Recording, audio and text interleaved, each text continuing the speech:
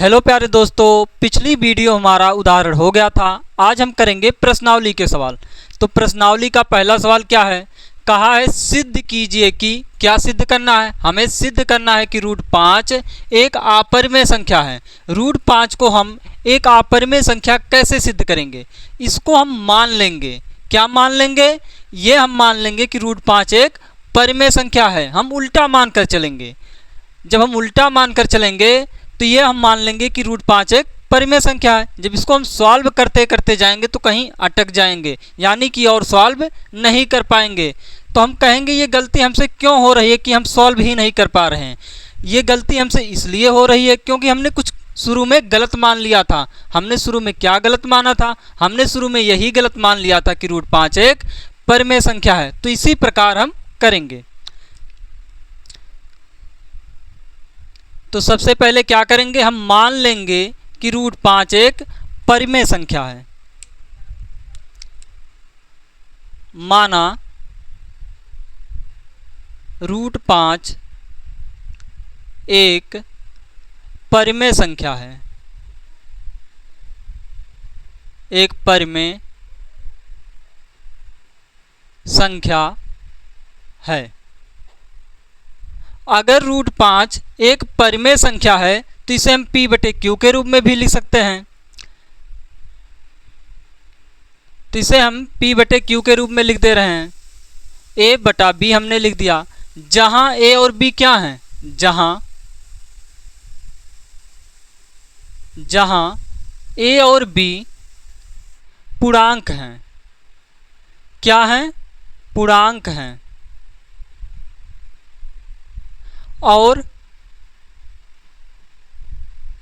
और सहअभाज्य संख्या हैं। और सहअभाज्य हैं।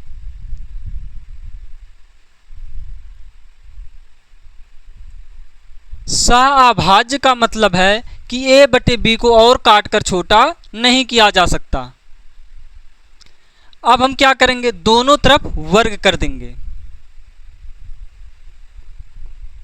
दोनों तरफ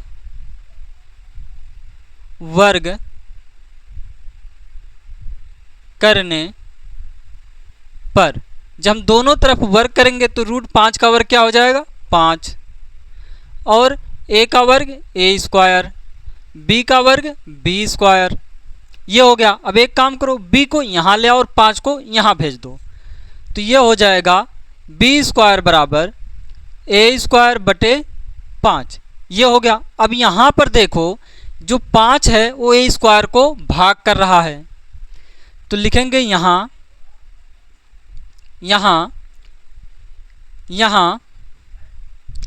5 a² को विभाजित कर रहा है।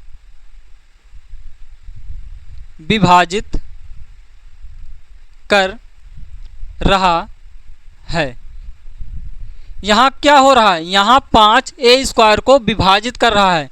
हमने लेकिन शुरू में मानकर क्या चला था? हमने ये मानकर चला था a और b किसी से और भाग नहीं होंगे, यानी कि सहअभाज्य संख्या है, यानी कि इनको और काट कर छोटा नहीं किया जा सकता। इसका मतलब ये हुआ कि a और b को किसी और संख्या से भाग नहीं किया जा सकता। लेकिन यहाँ पर क्या हो रहा है? a² भाग होने लगा। अगर 5 a² को भाग कर रहा है तो इसका मतलब ये हुआ जो 5 है वो a को भी भाग करेगा। a को भी विभाजित करेगा। विभाजित करेगा। अगर 5 a² को भाग कर रहा है तो 5 a को भी भाग करेगा। जैसे मान लो यहाँ पर 25 है, किसका वर्ग है? 5 का। तो यहाँ पर 5 25 को भाग कर रहा है, कितने पर कटेगा? 5 पर। 25 किसका वर्गमूल था? 5 का। तो 5 5 को भी तो काटेगा। जैसे यहाँ पर a² है, हमने क्या किया? 5 का वर्ग करके पहले देखा तो 5 25 को भाग कर रहा था। उसी प्रकार 25 का हमने वर्गमूल निकाल लिया तो 5 आया। तो 5 5 को भी भाग तो कर रहा है। अगर 5 a को भाग कर रहा है तो कुछ आंसर आना चाहिए। a/5, अगर 5 a को भाग कर रहा है तो कुछ आंसर आना चाहिए। उस आंसर को हमने मान लिया c है। अब यहाँ से a का वैल्यू निकालो, यानी कि 5 को उधर भेज दो, तो a बराबर क्या हो जाएगा 5c। अब एक काम करो, इसको मान लो समीकरण नंबर 1। ये हो गया समीकरण नंबर हमारा 1, और a का मान समीकरण नंबर 1 में रख दो।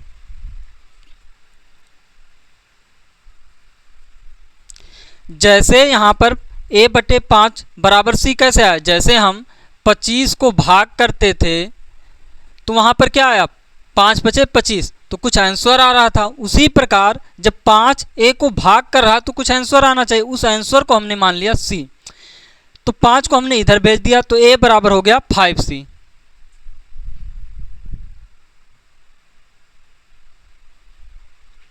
अब a का मान समीकरण नंबर 1 में रख दो। a का मान समीकरण 1 में रखने पर समीकरण 1 क्या है, b² बराबर a² / 5। b² बराबर a², a की जगह पर हम क्या रखेंगे 5c। ये हो गया 5c का वर्ग बटे 5। ये हो गया b² बराबर 5 का वर्ग 25, c का वर्ग c² बटे 5। 5 का नम 5, 5 बचे 25। ये आ गया b² बराबर 5c², इतना हो गया। अब एक काम करो, 5 को इधर भेज दो, तो ये हो जाएगा b² बटे 5 बराबर c²। अब यहाँ पर देखो, जो 5 है वो b² को भाग करने लगा। इसका मतलब ये हुआ कि जो 5 है वो b को भी भाग करेगा। अब यहाँ पर देखो दोस्तों, हमने क्या मानकर चला था, हमने ये मानकर चला था a और b पूर्णांक हैं और सह-अभाज्य संख्या, यानी कि वो किसी से भाग नहीं होंगे। लेकिन यहाँ पर क्या हुआ, a भी भाग होने लगा और b भी भाग होने लगा। ये गलती क्यों हो रही है, गलती क्या हो रही है, ये गलती हो रही है कि हमने शुरू में मानकर चला था कि ये विभाजित और नहीं होंगे, लेकिन यहाँ पर विभाजित होने लगे। ये गलती क्यों हो रही है, कुछ हमने शुरू में गलत मान लिया था। हमने शुरू में क्या गलत माना था कि √5 एक परिमेय संख्या, यही हमने गलत माना था। तो लिखेंगे यहाँ 5 b² को विभाजित कर रहा है, विभाजित कर रहा है। जब 5 b² को विभाजित कर रहा है तो 5 b को भी विभाजित करेगा, 5 b को भी विभाजित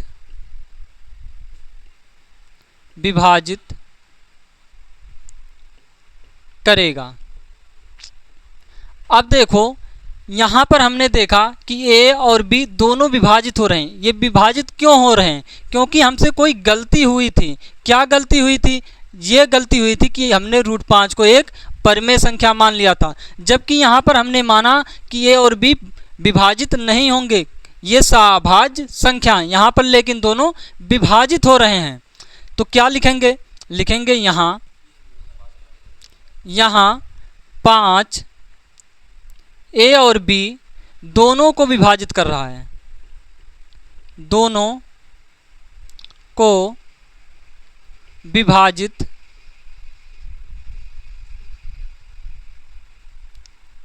कर रहा है। लेकिन हमने क्या माना था, ये हमने माना था कि a और b सह-अभाज्य संख्या हैं। यह विरोधाभास क्यों हो रही है, लिखेंगे यह विरोधाभास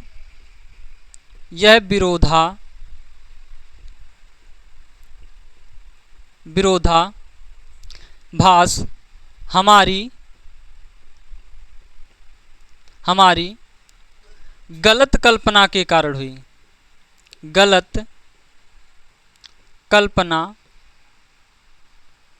के कारण हुई, कारण हुई, कारण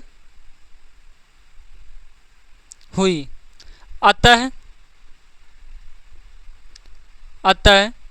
रूट 5 एक अपरिमेय संख्या है।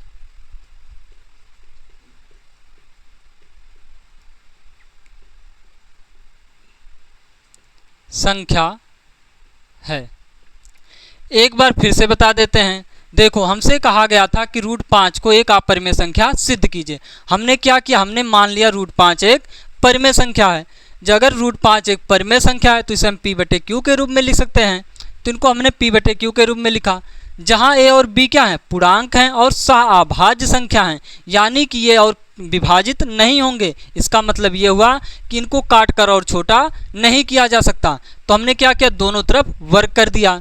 फिर हमने यहाँ से क्या किया, 5 को यहाँ भेज दिया, b स्क्वायर को यहाँ भेज दिया। तो यहाँ पर हमने देखा जो 5 है वो a स्क्वायर को विभाजित करने लगा। अगर 5 a स्क्वायर को विभाजित कर रहा है तो इसका मतलब ये हुआ 5 a को भी विभाजित करेगा। अगर 5 a को विभाजित करेगा तो कुछ आंसर आना चाहिए, उस आंसर को हमने मान लिया c। फिर a बराबर आ गया 5c। तो a का मान हमने समीकरण नंबर 1 में रख दिया। जब समीकरण 1 में रखा तो थोड़ा सॉल्व किया, तो यहाँ पर हमने क्या देखा, जो 5 है वो b स्क्वायर को भी विभाजित करने लगा। लेकिन हमने शुरू में क्या मानकर चला था, हमने ये मानकर चला था a और b विभाजित नहीं होंगे। लेकिन यहाँ पर क्या होने लगा, a b विभाजित होने लगा और b भी विभाजित होने लगा। यह विरोधाभास क्यों हो रही है, ये विरोधाभास इसलिए हो रही है क्योंकि हमने कुछ शुरू में ही गलत मान लिया था। क्या शुरू में गलत माना था, यही कि रूट 5 एक परिमेय संख्या है। तो हमने लिख दिया अतः रूट 5 एक अपरिमेय संख्या है। अब करते हैं दूसरा क्वेश्चन। अगला क्वेश्चन है, कह रहा है कि सिद्ध कीजिए कि 3 + 2 रूट में 5 एक अपरिमेय संख्या है। ये भी हमें सिद्ध करके दिखाना है कि 3 + 2 रूट में 5 एक अपरिमेय संख्या है। तो अपरिमेय संख्या हम कैसे सिद्ध करते हैं, सबसे पहले हम उल्टा मानकर चलते हैं। क्या उल्टा मानकर चलेंगे, कि यह एक परिमेय संख्या है।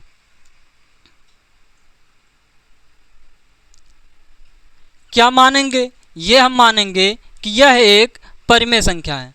तो माना 3 + 2 रूट में 5 एक परिमेय संख्या है, एक परिमेय संख्या है।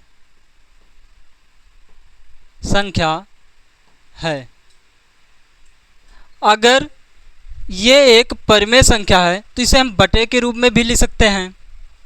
तो ये हो गया 3 + 2 रूट में 5 बराबर हमने मान लिया a बटे b। हमने इसे p बटे q के रूप में लिख दिया, जहां a और b क्या हैं, पूर्णांक हैं और सह-अभाज्य संख्या हैं।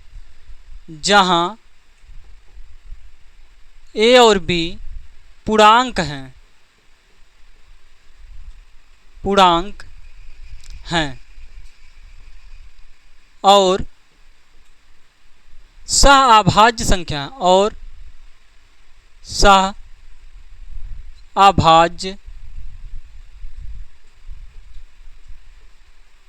संख्या हैं।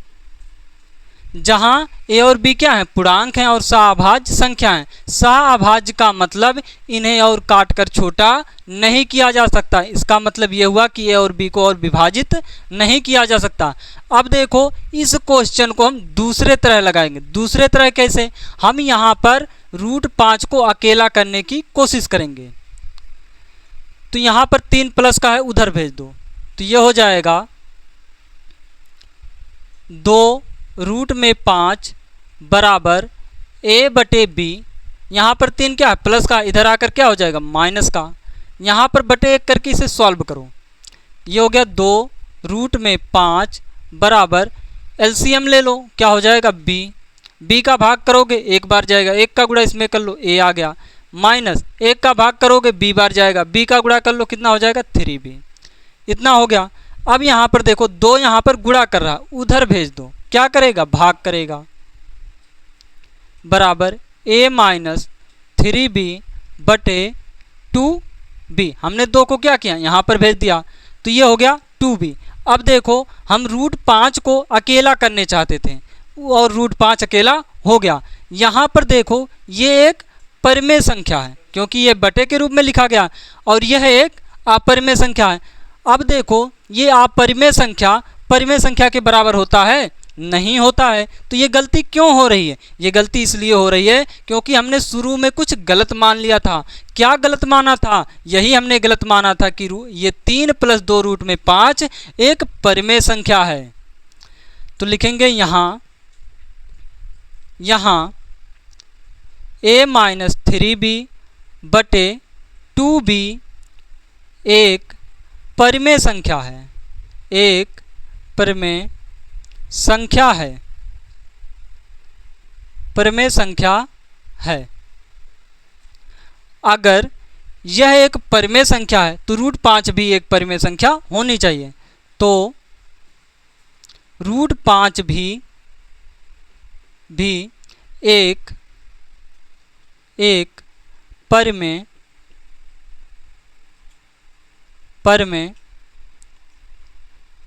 संख्या होनी चाहिए, परिमेय संख्या होनी चाहिए। लेकिन हम जानते हैं कि रूट 5 क्या है, एक अपरिमेय संख्या है। लेकिन हम जानते हैं कि रूट 5 एक अपरिमेय संख्या है। रूट 5 एक अपरिमेय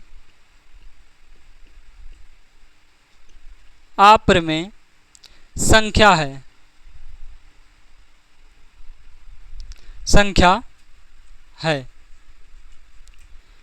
यह विरोधाभास क्यों हो रही है,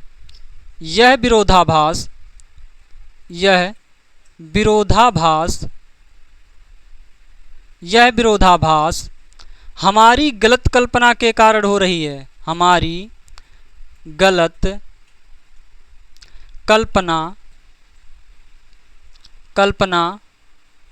के कारण हुई। हमने क्या गलत कल्पना किया था, हमने ये गलत कल्पना किया था कि यह एक परिमेय संख्या है। लिखेंगे अतः 3 + 2 रूट में 5 एक अपरिमेय संख्या है, अपरिमेय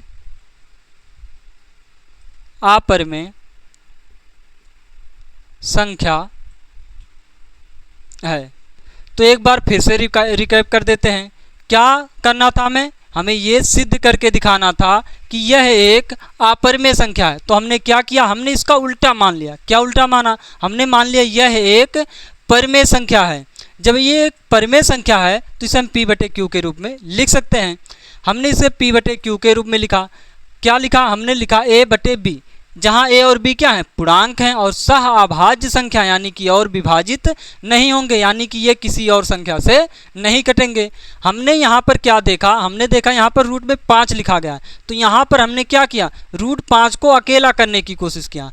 तो हमने सॉल्व थोड़ा सा किया तो यहाँ पर रूट 5 अकेला हो गया। तो हमने देखा ये रूट 5 एक अपरिमेय संख्या है और यह एक परिमेय संख्या है।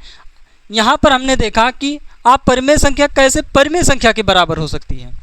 तो यहाँ पर एक गलती हो रही है। ये गलती क्यों हो रही है, क्योंकि हमने कुछ गलत मान लिया था। क्या गलत माना था, हमने ये गलत माना था कि यह एक परिमेय संख्या है। तो हमने यहाँ पर लिखा यहाँ यह एक परिमेय संख्या है तो रूट 5 भी एक परिमेय संख्या होनी चाहिए। लेकिन हम जानते हैं कि रूट 5 एक अपरिमेय संख्या होती है। तो यह विरोधाभास क्यों हो रही थी, यह विरोधाभास इसलिए हो रही थी क्योंकि हमने गलत कल्पना कर लिया था। क्या गलत कल्पना किया था, हमने ये गलत कल्पना किया था कि 3 + 2 रूट में 5 एक अपरिमेय संख्या है। तो दोस्तों आज इतना ही। अगर वीडियो अच्छा लगा हो तो लाइक, सब्सक्राइब, कमेंट जरूर करें। तो दोस्तों बाकी के बचे क्वेश्चन हम कल करेंगे। Thank you.